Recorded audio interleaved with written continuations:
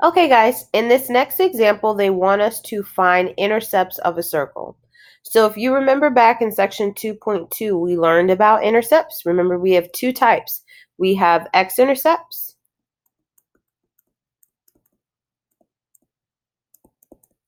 which are always in the form x comma 0, and we also have y-intercepts, which are always in the form 0 comma y. So remember that procedure to find those intercepts is going to be exactly the same, except now we're going to find them of a circle. Okay. So first, let's go ahead and find, well, let's read our problem first. It says, for the circle x plus 3 squared plus y minus 2 squared equals 16, find the intercepts, if any, of its graph. Okay. So let's find the x-intercepts first.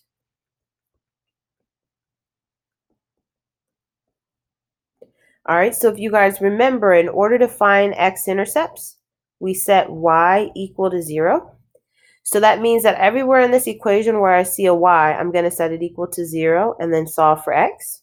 So I'm going to have x plus 3 squared plus 0 minus 2 squared equals 16. All right, we know that 0 minus 2 is negative 2. So I'm going to go ahead and finish this. Plus negative 2 squared equals 16.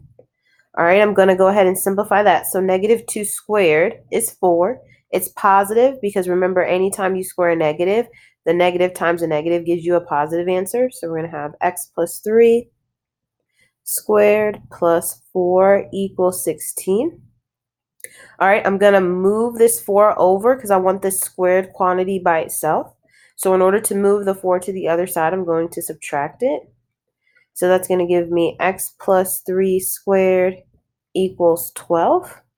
Okay, so if you guys remember those techniques that we learned to solve quadratic equations, all right, this is set up just like using the square root method. So that's what I'm about to use on this.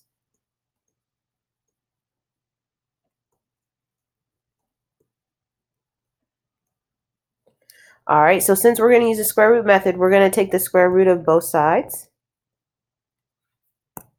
Okay, when I do that, let me move over here. All right, that's going to give me x plus 3, because the square is going to go away, equals, remember when you take the square root, you're going to have two answers, one that's positive and one that's negative. So I'm going to say plus or minus the square root of 12. Okay.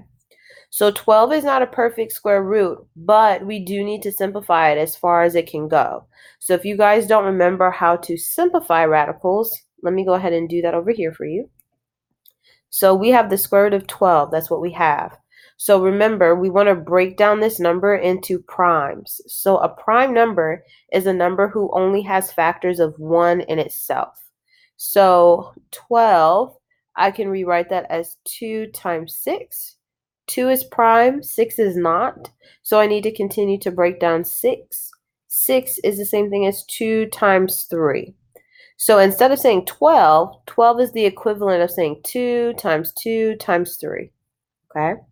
Now, this is a square root. So what that means is that there is an understood 2 that is sitting in that index position. Okay? So what that means is that if I'm trying to simplify this, numbers can come out in pairs. Okay? So if you see here, I have a pair of 2's. Okay? 3 is alone. It doesn't have anybody it can come out with. So when I go to simplify this, this is equivalent to 2.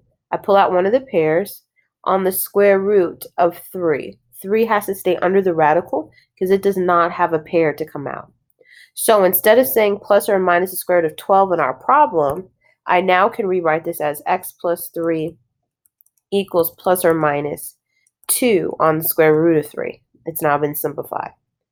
All right, so we're almost finished, but we need to finish solving for x. So we need to get x by itself. So I'm going to move this 3 to the other side by subtracting it. So x equals negative 3 plus or minus 2 on the square root of 3. All right, and you guys remember this shorthand notation means that there's actually two answers here. So if they had us list our answers, we could just split them up where that plus or minus is.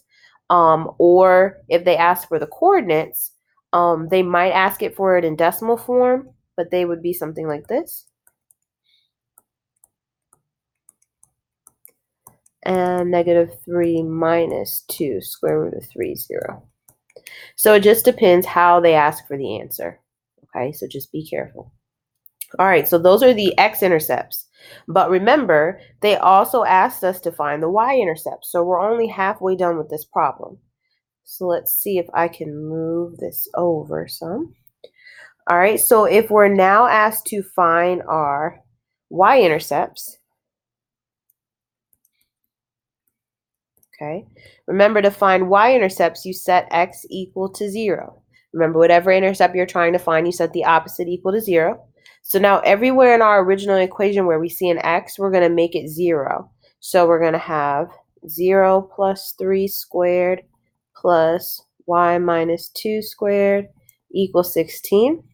And I'm going to do similarly the same thing I did before. So this 0 plus 3 is 3 plus y minus 2 squared equals 16. That's 3 squared equals 9 plus y minus 2 squared equals 16. I need this squared quantity by itself again, so I'm going to move the 9 to the other side by subtracting it. Slide this over. So that's going to give me y minus 2 squared equals 16 minus 9 is 7. All right. We see that we have the squared quantity again in this whole number. I'm going to use the square root method to solve this again.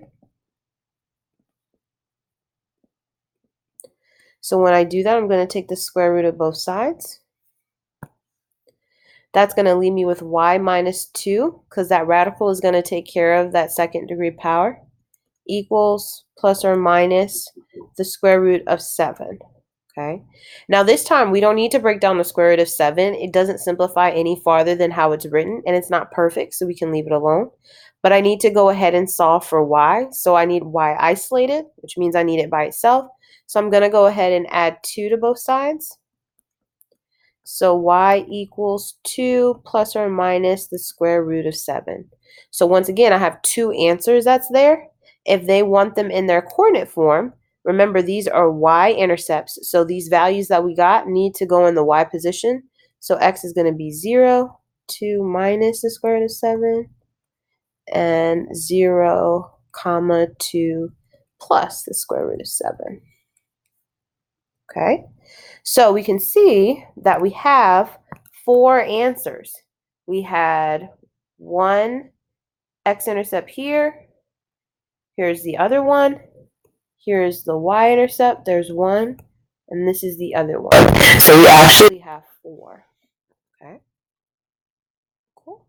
So let's check the solution to see if we're correct.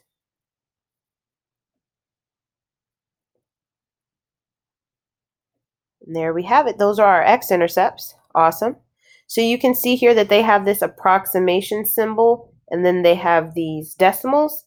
Just pay attention to how they ask for the answer. If they want them in decimal form, you can go ahead and just plug those into your calculator, and your calculator will give you the decimal. They should tell you where to round to. So those are the x-intercepts there, and let's check to see if our y-intercepts are correct. Yep, there they go. All right. And then like we already saw in the next problem, we can already go ahead and graph these. So if they wanted the graph, we would just plot all 4 of those points and get our circle. Awesome. So we found all 4. Cool. So if you guys need to go slower, remember you can always go back and pause the video or rewind. So I hope this is clear. All right, cool.